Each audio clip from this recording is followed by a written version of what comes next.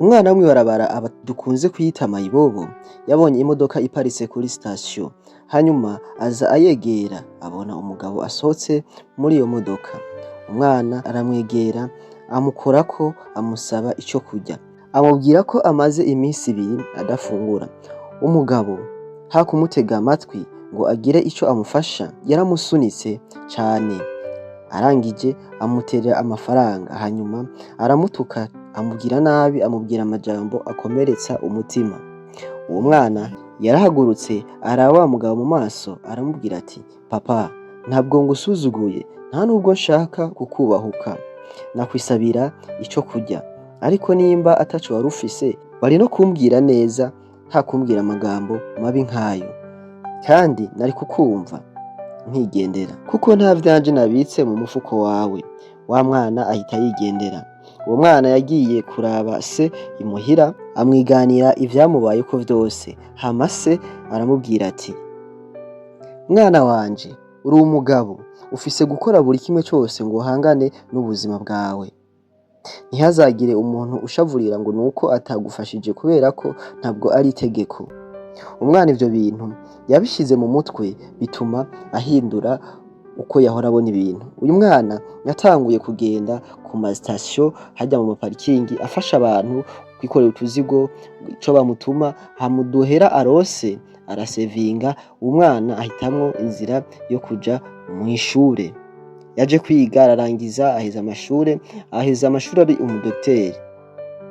Haheze imyaka myinshi, wa mugabo yasunika umwana yaje gufatwa n'ingwara, agwara kanseri, bituma uyu mugabo aja kuba mu bitaro kubera iyo ngwara yiwe. Umunsi umwe uyu mugabo avyutse mu gitondo, asanga inoti iri ku nda yiwe, yibaza ati aya mafaranga yavuyeho, vyagenze gute? Ako kanya abona ekipe y'abaganga yinjiranye n'umushefu wabo, umudokiteri akomeye cane. Wa mudokiteri ageze imbere yiwe yabajije wa mugabo ati jewe uranyibuka? Ati wapi, ntabwo nkwibuka. Uyu mugabo we yibwira yuko ari muri ba bantu usanga baragendanye kera, canke usanga arafashije se, ugasanga ni umwana yize, atangura kumutwengera, atangura kuvuga ngo sindakwibuka, muga dushaka kuba twarahuye, je naho nandi umu businessman nkora utuntu turiya. Wa mudokiteri aramureba ati oya uribesha, ati jewe ndi wa mwana wigera gusunika ca gihe, uyu munsi nje ndiko ndagufasha kugira ngo ndabe yuko umunsi wosogeza iminsi. Jewe ndagufasha ataco wiburampa, jewe ndagufasha nubwo wewe utigeze umfasha canke wanteye amajambo. Mugenzi, hari ikintu kimwe nashaka kukubwira, amateka yahinduka uko abantu bokubona uyu munsi, hari igihe buzoca amateka yahindutse. Ntabwo turiho kubera ko ari impuhwe z'abantu, ahubwo imbabazi z'Imana yo mw'ijuru.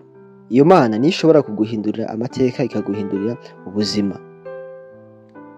Umuntu ashobora kugufata uko abonye, umuntu ashobora kutagufasha, umuntu ashobora kukuvuga uko yiboneye, ariko ni igihe gituma abantu bakuvuga uko umeze, cangwa n'ububasha bahabwa n'igihe. Igihe urimwo nico gitegeka uko abantu bagufata, ariko ivyo komeza wihangane, utarapfa nta kirapfa. Ibindi nihagera ahantu ho gufasha, uzufashe wigendere, canke ni wabura nico ufashisha umuntu, ntuzumubwire nabi, uzumuvuge make canke uze wihorere wirenganire, kubera ko ejo canke hirya y'ejo ushobora kugorwa, ugasega uwo wimye, cangwa nawe abiwawe bakagorwa, ugasanga bariko bafashwa n'uwo utafashije.